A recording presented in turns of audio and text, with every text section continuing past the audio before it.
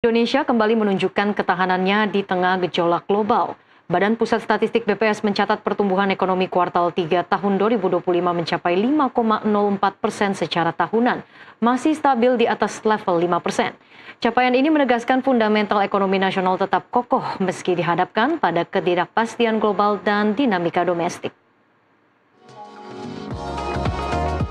Dalam konferensi pers di Jakarta, Deputi Bidang Neraca dan Analisis Statistik BPS Muhammad Edi Mahmud menyebut pertumbuhan sebesar 5,04% secara year on year dan 1,43% secara kuartal to kuartal didukung oleh kuatnya konsumsi rumah tangga dan ekspor yang tetap positif.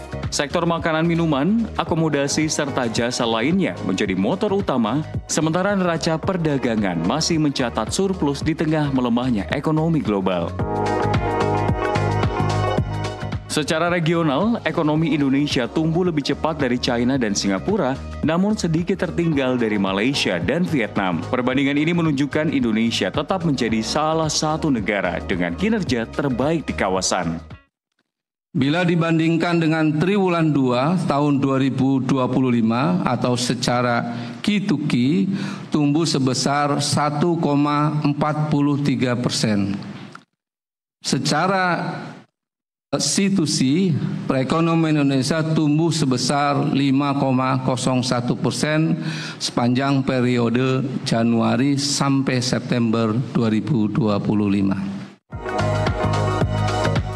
Capaian tersebut mendapat apresiasi dari Menteri Koordinator Bidang Perekonomian Erlangga Hartarto yang menilai pertumbuhan 5,04% ini lebih baik dibandingkan tahun lalu dan menegaskan ekonomi Indonesia masih solid di antara negara-negara G20, menempati posisi ketiga tertinggi setelah India dan Meksiko. Erlangga optimistis target pertumbuhan 5,2% di akhir 2025 masih bisa tercapai. Pemerintah menyiapkan berbagai langkah untuk menjaga momentum, mulai dari penyaluran bantuan sosial, program KUR perumahan senilai 130 triliun rupiah, hingga penempatan investasi emas dan konsumsi masyarakat.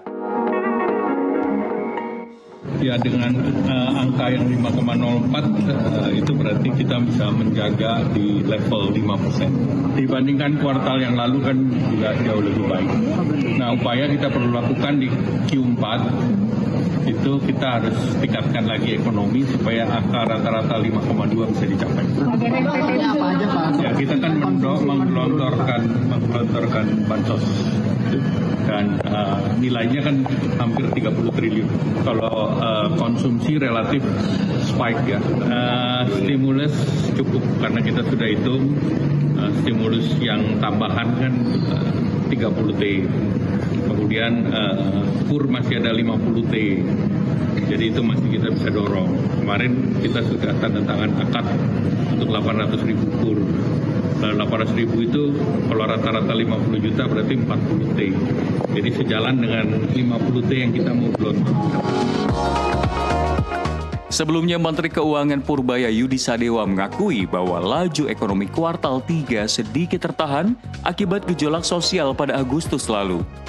Namun ia menegaskan fondasi ekonomi nasional tetap kuat dan pertumbuhan diyakini akan meningkat di kuartal keempat, bahkan hingga menyentuh 5,5% seiring stabilnya politik dan membaiknya ekspektasi masyarakat terhadap ekonomi nasional.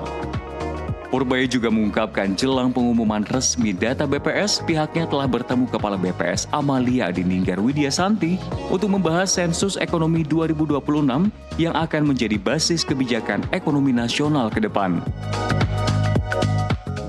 Masih sedikit di atas 5. 5,2 di atas 5. Sama aja berubah. Berapa Pak? Sedikit di atas 5 lah. Iya, dekat-dekat situ. Lebih rendah ya Pak situ? Mungkin lebih rendah. Saya nggak tahu lebih rendah sedikit katanya sekitar 2.000.